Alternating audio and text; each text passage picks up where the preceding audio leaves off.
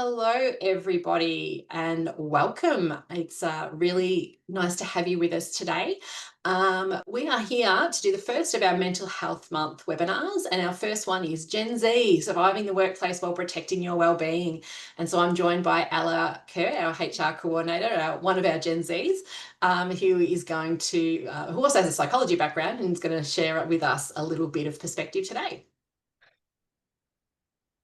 Thanks, Ella. You want to click Oh, it? sorry. We acknowledge I just want to start by acknowledging the traditional custodians on the lands that we're meeting today, and pay respects to elders past, present, and emerging, and anyone that is joining us today. So just to introduce ourselves, for those who don't know me, I am Carli Saw. I'm the founder and director of Strawberry Seed Consulting. I started my career about 30 years ago in HR, founded Strawberry Seed in 2013, and I'm a Gen X myself. I'm a very, very happy Brisbane Lions supporter these days and listen to a lot of true crime. Ella, you want to introduce yourself? Yeah, so I am recently a HR coordinator, started my sort of HR-ish career last year as a intern slash HR assistant. Um, just recently actually have graduated from a double degree in HR and psych science. Massive interest in human behavior, passion for physical and mental health, and I'm a Gen Z. So, just to introduce our team, for those that don't know, Strawberry Seed are a HR consulting firm that work with clients all over the country, and we help predominantly small businesses, but also any business that wants help with their HR needs from beginning to end. And being Mental Health Month, we thought we'd really focus in that space for this month. So, I'm going to Alrighty. hand to Ella now and let her take over. Cool. So today's conversation is going to be around boundaries and burnout, ambition and self-care, receiving feedback, and giving feedback. And I'll provide some survival tips for Gen Zs at the end of the presentation. So why this matters. Burnout is reaching alarming levels in the Australian workforce, especially among younger workers. So, this is something that sort of hits home for me and for my peers and my friends around me. It's something, I think it's very profound for Gen Zs. I think a lot of us can relate to that pressure to respond to messages straight away, like even outside of work. And I want to make it really clear, like there's no expectation from Carli at all for me to do that. She'll often be online herself as a small business owner on weekends or, after work, just getting things done. And she'll always tell me like not to reply, but it's always just sort of I feel that pull to respond straight away. In fact, she's often telling me off for answering outside of hours. So it's a bit funny that I'm here presenting this when it's something that I still struggle with, but it's just, again, like the reality for people our age at the moment in the workforce. Um, so first, we're going to look at setting healthy boundaries. The challenge, I think, for most of us is always feeling like we have to be on. I think for a lot of Gen Zs, we've grown up in an online environment where we're connected 24/7 and it just feels normal to have that connectivity all the time. But it can make it really hard to sort of know where work ends and where life begins. A recent example for me, I was just coordinating the recruitment, sorry, for someone who was stepping into my role, Maddie, the newest member on our team. And I found myself putting in hours outside of work and even on the weekends just to make sure that everything was like perfect and organized for her. And part of that was a mix of, wanting everything to be perfect, but also doing a really good job of it and not wanting to fall behind. And I was lucky, my mentor, Imelda, one of the HR advisors in our team, she sort of pulled me inside and said, like, I'm concerned with the hours that you're putting in. You don't need to be doing all of that, which was such a good reminder that, even when no one's asking you to, the pressure can still creep in. And over time, your brain can never fully switch off, and even simple tasks start to feel really exhausting. So I think some things that can help with this. to disconnect intentionally. So remove work apps from your phone. This is something that I've had to do. I was checking my Slack and my Gmail almost as often as I was checking Instagram outside of work, which was super bad habit. Turn off notifications or schedule no notifications blocks. This is super important, and I've actually just turned all of my notifications now off. I know, sorry to throw you under the bus, Carly, you're really good at this. You have a couple of apps in place to make sure that you're not, you know, constantly on. Do you mind sharing a couple of those? Yeah, so I certainly have talked about this a lot in our leadership training too, for leaders, because it's a case of, I know that when I hear a notification, I'm going to be drawn to it. That's just how my brain works. And so for Mm. me, I use an app called Opal that actually, I can, when I'm in deep work mode, even if I wanted to get to the apps that are blocked, I can't. Yeah. And then I usually do that at least till 11 a.m. every morning. And then I use it till 4 p.m. in work mode, which allows me to snooze it for 15 minutes at a time. But it makes me wait 10 seconds and really think about it before I do it. The other thing I find really helpful is it does it at night too. So I have it automatically to turn on it for sleep mode at 10:30. So it doesn't matter what I'm doing, it'll just send me out. So I have to make a conscious decision to go back in. And I, and for personally, one of the things I really encourage everyone to do is take notifications off their phone, particularly for emails, because I think if you're the sort of person who sees there's notifications and you feel like you need to go, you can actually turn it off so you can't see there's notifications. So you're doing it when you want to, not when you feel like you should. But Mm. I find for myself, having something that causes that interruption for me. And it's also meant that I don't grab my phone as often, because I got out of the habit of, I'd grab it and I couldn't do things. So I found that really helpful. Yeah. And like I'm like many others, I'm in the office 9 to 5, and they're really the only hours that I need to be connected. So deleting them was super helpful for me, and the world didn't end. I often use this analogy when talking to my friends who are going through the same. Most of us aren't running emergency departments, and no one's going to die if I wait till tomorrow to reply. So that small change has made a massive difference to how rested I felt also moving further on in the week. Um, so yeah, there's some strategies. I'll pass it over to Carly on some um, things that leaders can implement to enforce this with their Gen Zs. Yeah, so I think it's important to remember that as a leader, you've got to model boundaries, right? And so even though, like, as a small business owner, I will jump in on weekends and do a little bit of work and catch up and things because that works for me. I'm incredibly clear that to my team that there is zero expectation that they are doing things outside of hours. Now, my team all work really flexibly and they have that ability to do so. So sometimes it may be that they've done something during the day and they're catching up a bit at night, and that's absolutely fine. But there is zero expectation of it. And as Ella said, sometimes if I'm working and I see that she's read something and replied, my first response is, what the hell are you doing on Slack on a Sunday afternoon? I'm just supposed to be young and having fun. But so that's a really big part of it, is you can model what that looks like. You can also encourage breaks. So it's really easy. And it's funny because I was in the office the other day with our intern, Ruby, and she said, oh, have you had lunch yet? And I realized that Ella had worded her up to check whether I've had lunch, because I can be really bad at taking breaks. But, it is really important it's really easy to just sit at your desk and keep going all day. So I really encourage our team, particularly our younger team, to kind of, there's no expectation of you to sit at your desk. Like, get up and go for a walk or take your lunch and do something that's going to refresh you for the afternoon. And I know for Ella that really helped her. We talked about that in some leadership training, and she made that change. And I think when a young person starts in a job, right, that we've got Maddie who's just started her first full-time job with us, and Ella started full-time at the beginning of the year.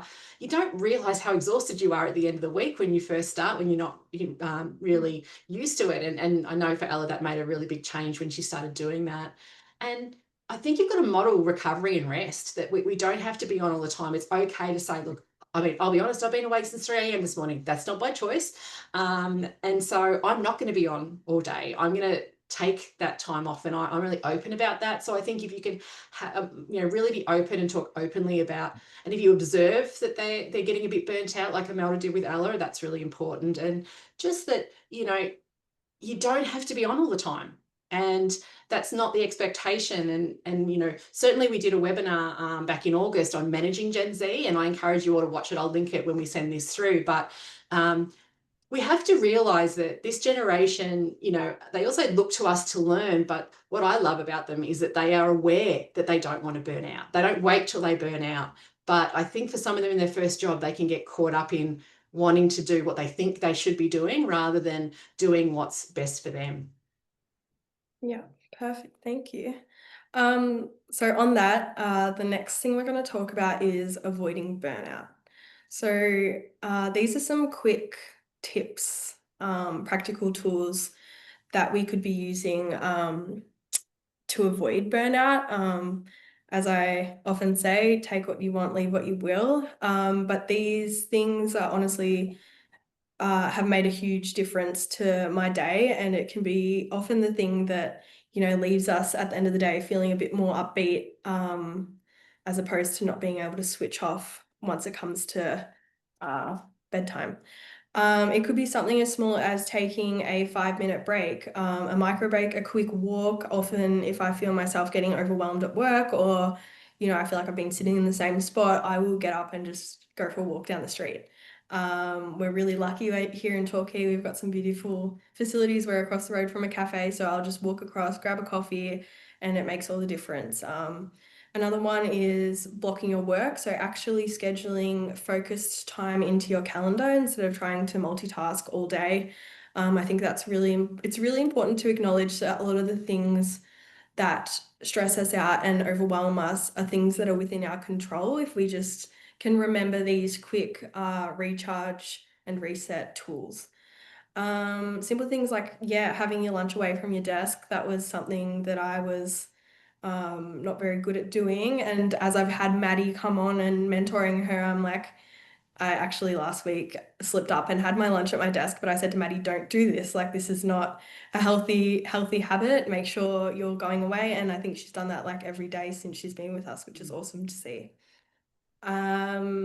Noticing early signs of burnout is also really important. So if you see yourself getting irritable, or you're constantly fatigued, or you start to get that feeling of resentment creep in towards your boss, maybe, those are signals that we shouldn't be ignoring. So making sure you're taking note of that, reflecting, and trying your best to reduce your stress. And finally, celebrating small wins. So we often skip over them, but recognizing those small little progress, small little wins, and the way that that's helping you progress can fuel motivation and reduce stress. So these are a few practical tips for when you're feeling a little bit burnt out. I like this diagram here. It's pretty much saying take a break at this point. So when you're noticing those early signs of fatigue and withdrawal, instead of taking a break when you're already fully burnt out. And I think that's something that Yeah. this generation is a lot better at than previous Yeah. generations. Is we were sort of, taught to literally go until you absolutely fall down.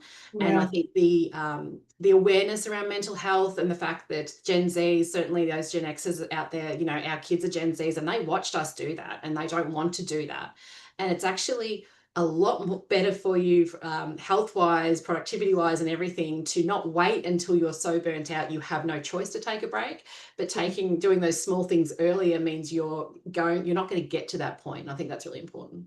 100%. All right, so now we're going to look at balancing that sense of ambition and with self-care. So the pressure to succeed. Gen Z has been raised in a world of instant results, and it's easy to forget that real growth takes time. I think this is like a constant for Gen Z. We've been raised in a world of instant results. Everything's fast, everything's visible. We order Uber Eats and it's at our door in 15 minutes. We order an Uber, we have it in a minute. Like, everything's very quick. So it's very easy to forget in a work sense that real growth does actually take time. When you add social media into the mix, comparison culture becomes like very real.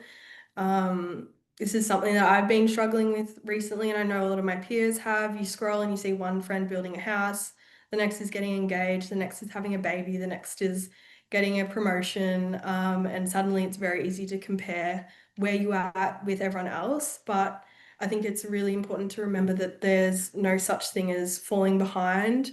Everyone is on our own, we're all on our own path. We're all running our own race, and it just doesn't always look the same. So I think just sort of grounding ourselves and remembering that I think for a lot of us, our self-worth gets tied to productivity or progress and to that sense of constantly achieving and ticking boxes. But we can choose to link progress to things that do genuinely fill our cup instead of like a title or a promotion or building that house or getting engaged. It doesn't have to be about job titles or a milestone. It could be about, just doing something meaningful within your role, like being able to sit here and present on something that I'm passionate about is something that fills my cup. And it's something like I would call it successful in my own mind because it aligns with what matters most for me. And I'm the first to admit it's much easier said than done, and it is daunting to see your peers at different stages, but we have to remind ourselves that, we're all on different timelines and that's okay. Of course, add the rising cost of living epidemic into it.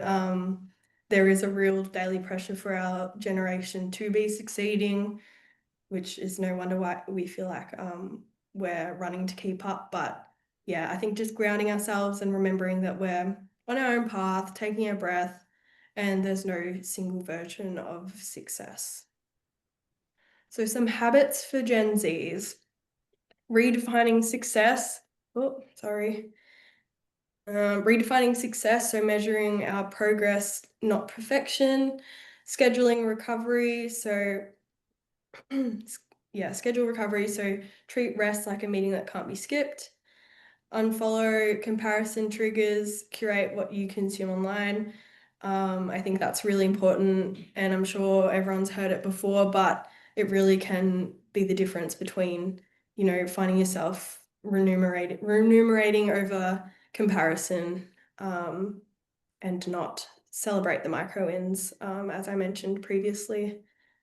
Carly, do you want to touch on what leaders can do to help? Yeah, absolutely. As I said, we did a really long 1 hour deep dive in this, Ella and I, a couple of months ago. But, a few things that Ella's said there that really sort of hit home. And I think, you got to think that a lot of Gen Zs will see some, person on TikTok that's just, built $1 million business overnight, and they're getting all these things thrown at them, and so one of the things that I found really important is encouraging that pacing and not the panic. And I love how Ella's phrased that, because that you are in your own lane, and part of our job as leaders is to actually help them see that. So one of the things that we did for Ella, because we could really see that she was wanting to kind of understand how she could progress. So rather than just, worrying about having a once a year sit down performance review, we actually put together a development plan for Ella. That part of it was the fact that she was going to move up into a HR coordinator role. And so we had our first stage was about, her taking on hiring Maddie in and bringing her on board and getting ready for that. And now she's training her. And the next phase, as she moves out, now can step away from that previous role, will be her stepping into her next role. So we have like the next 6 months, we have projects and things that, we have a bit of a plan on the sort of things that we're going to get her involved in, the sort of things we want to see from her, and that, we'll be looking for to sort of progress her up further. And then we've got the third stage, which is when she's really embedded into the role. And what that does is, one, it gives, I think it gives Ella a path to follow, and it allows her to see those small milestone wins, because as she goes along, she can sort of see that she's ticking off some of these things. We have more regular one-to-ones. So in fact, Imelda, as her mentor, and myself, we alternate them fortnightly at the moment, because she's still in a really good growth phase for her role. So it gives her the opportunity. We revisit her development plan. We talk about what she's working on. And it's about kind of going, you don't have to get a big title change and a big, move an office or do something like that. Like, a lot of progression, as we all realize, we're very flat structures. A lot of progression is taking on more responsibility, given the opportunity to run a webinar, given the opportunity to work on something independently. And so by breaking that out, I think that can be incredibly helpful. One, to also help them understand that it's about building your knowledge on top of each other, right? You've got to set your foundations and continue to build. And when you've grown up in a world where everything's instant, sometimes breaking it down can help, and explaining that can be incredibly helpful. It's really important to recognize effort and not just what's coming out. Like, particularly when it comes to feedback and things like that, and put in place some, as I said, progression plans, but you really got to sort of help them see what sustainable ambition is. Because think back to when you were that age and you just wanted to move ahead and move up, and it depends on the size of the organization you're in. But if you're in a small business, often it's about job enrichment, not job progression. It's about getting the opportunity to do different things, to take on projects, to work on things you haven't before, or being recognized for that. So it's important to sort of step back as a leader and think, how can I help them? And if you see them kind of getting ahead of themselves, it's not just going, oh, this generation, they're so entitled. It's about going, hey, let's sit back and help you understand why you have to take these steps first, and what that will mean for you, and how we can help you progress.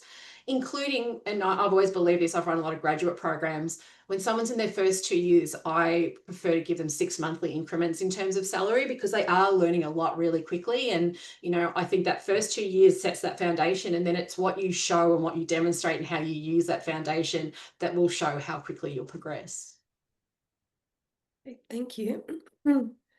Now on to feedback. So feedback is a conversation, not a confrontation. And I think that's really important to remember. As a Gen Z, I think when you're the younger people in the workforce, feedback, both receiving and giving, can be daunting. So I think we can't always control how feedback is given to us. Sometimes it's going to feel harsh, or poorly worded, but we can control how we respond to that and how we sort of take it on. We're humans, and I think no matter how much I preach this or how much anyone preaches this, you're going to feel that instant urge to defend yourself or explain yourself, which again, like, it's a human reaction. So just trying to take a breath and give the other person the benefit of the doubt in that situation is really important. And they could be having a really bad day, they could be just poor communicators. And like, if needed, Carly mentioned to me, like when we were going through yesterday, a really good point that at a later stage you can go back to that person and say, you know, The way you you're, gave that feedback yeah, maybe wasn't the best way, wasn't the and it came best. across Yeah. quite harsh. And give Yes. them some feedback and help them improve. And say it like next, yeah, exactly. Next time, I'd prefer feedback this way, or, um, yeah, so, and two things can be true at once. Like, they may communicate it really poorly and may come across as rude, but there is always possibility that there is some truth in it. And that's not to say people should be nasty at all, but unfortunately it is the reality that that's sort of going to be what happens. At some stage in your career, you're going to get Yeah, that. definitely. So some practical tips for receiving feedback. Ask early and often. Don't wait for your annual performance review. Frame it as learning. You could say, like, what's one thing I can improve on for next time? A recent example for me was last week, pretty last minute, I had to write my first redundancy letter. And I sent it to my mentor, Imelda, and Carly, and I sort of said, look, here's what I put together. This is my first time doing this. I'd really appreciate any feedback you guys have. So that approach sort of turned feedback into something that's not scary, and instead collaborative. And it showed that I wanted to learn and built trust also. So it's really about turning feedback, like Carly said, turning feedback into fuel and not fear. Carly, do you have anything you want to add to that one? Yeah, I think, you can't ever control how somebody provides any message to you. And I think that's the real key there is that, and how you will take it on different days will change as well. So as Mm, a, there are days where someone can, be a little bit harsh in a Slack message and you go, oh, like that's just, I can see they're a bit stressed today. But if you're already a little burnt out and a little off center and, you're not doing really well that day, then that can feel incredibly harsh. So it's taking that moment to sit back and reflect and not just wanting to jump in and defend and immediately respond. And, even if that's your first instinct, if you can hold that, we're all humans, we don't all react how we want, and sit on it and then go away and reflect, was the message there correct? And yeah, don't be afraid to come back afterwards and say, when things are calmer or whatever, and say, listen, like, I really appreciated that feedback, but the way it kind of came across was, quite harsh. Like, I work better when you give me feedback in a different way. yeah, perfect. Thank you. Um, okay, and now on the flip side, tips for giving feedback. And I think this can be possibly even scarier as a younger person than receiving it. You might feel like they're gonna, if they're older, especially, turn around and, think you're a bit of a know-it-all or um, you don't know your place. But I think there's some really good practical tips and constructive ways to give feedback. Um, Obviously, make it clear and kind. It's not about sugarcoating things, but helping someone to improve without, leaving them feel deflated. Be specific, focus on what you noticed, not character assassinating them for who they are. For example, like you could say, this could be clearer here instead of you're not communicating great here. Um, Timing also matters. Don't wait for a week and a half later to give someone feedback on something that they've said to you yesterday. Feedback lands best when it's given close to the moment, not months later. If you can frame it with curiosity and collaboration, so saying, could we try it? Could we try to do this differently? Or, it makes it more collaborative as opposed to critical. And of course, finish it with encouragement. People, I think this really stuck out to me. So people remember how feedback feels, not just what was said. Um, and I think, yeah, that really hit home. Something I've learned is that a simple bit of thoughtfulness in how we phrase our feedback completely changes how it's received. Two people can have Yeah. exactly the same message, and if they deliver it in a different way, they can get a very different outcome. And Imelda and I actually were talking this morning, and she had a great little saying that I'm going to steal, which is, what the way we deliver feedback to others, we're putting it in their backpack of baggage. So we're Yeah. either adding positive experiences to them or we're adding negative experiences to them. And if you think about, like, when you're gifting that to them and they're going to pop it and carry around with them, are they carrying around a positive, it might not be what they want to hear, but it was done in a way that was, supportive as opposed to harsh. Yeah, definitely. Alrighty, some final thoughts. So set boundaries early, protect your time and energy. You can't pour from an empty cup. Redefine success, so progress over perfection, celebrate the small wins. Seek feedback with confidence, so ask for input. It shows self-awareness, not weakness. Also builds trust with your colleagues. Stay connected but switch off, so build real relationships at work, but know when it's time to log off. And find mentors. So having support across generations in your workplace is definitely a way to help you continue growing in your workplace. Carly, I'll pass it over to you. Thank you, Ella. Yeah, we're building our Gen Z Girl Squad at Strawberry Seed, one person at a time. But and it's great. I as a Gen X in the workplace, I love, like, being in the office with them and their fresh joy and perspective after 30 years in HR when we're all jaded and past it, is really lovely. But thank you so much, Ella. You put a lot of effort into that. And I really appreciate it. So just to finish off, we do have some final mental health training. First aid training for the year has been booked because we are doing Mental Health Month. So I encourage you to jump on board, and if you're a Strawberry Seed client, you can get some really good discounts if you reach out for a code. Thanks, Ella. We Oh, have a sorry. couple more webinars coming up for the month. We're doing one a week for Mental Health Month. We've got a couple more mini lunchtime webinars. Next week is our normal evening full hour webinar. And we've got a broad range of topics around mental health. And as always, they'll all be recorded. But if you register like you guys have done today, then we will send you a copy of them. Yeah, look, we encourage you to follow us online. We're certainly doing a lot this month. There's a lot of articles we're putting out around mental health and all different ways of supporting people in the workplace with different issues around mental health and well-being. And we're also just about to launch our next Seeds of Support. Anybody who's looked at our resource library on our website, Seeds of Support, we have our first one was all about neurodivergence and supporting neurodiversity in the workplace. And so next week we'll be launching our mental health resources in that space as well. So thank you everybody so much for joining us today. As I said, we will send out a copy to you. I encourage you, if you haven't already, to watch that webinar we did on Gen Z. We lead in with all the different generations and why we all have different expectations of work. So it's about understanding each other better, not trying to blame and shame any particular generation. So if you're thinking you're going to watch something that's going to bash Gen Zs, you're going to be a bit disappointed. But we certainly had some great feedback on it, and I encourage you to watch it. But thank you everybody for joining us today. Thanks, everyone.